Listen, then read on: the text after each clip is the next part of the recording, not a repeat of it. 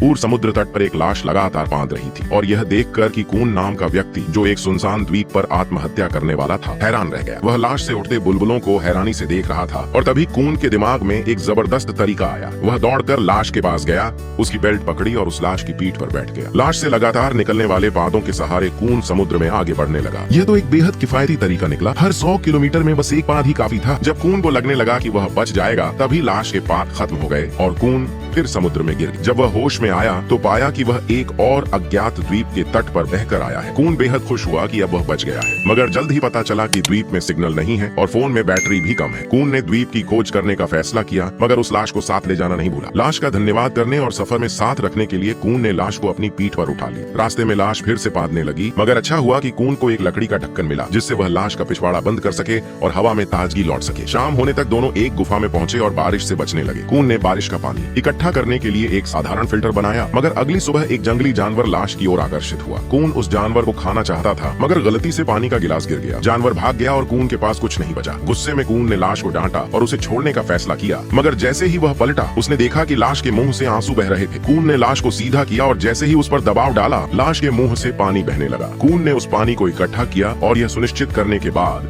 कि उसमें कोई गंध नहीं है, गड़गड़ाकर पी लिया। मगर कुछ देर में जब पानी खत्म हो गया और कून फिर से निराश हुआ तो लाश अचानक बोलने लगी, ओके मॉली। ये सुनकर कून डर गया और लाश को मुक्का मारकर गुफा से भाग गया। तो सवाल ये है कि क्या यह लाश सच में मरी है या जिंदा?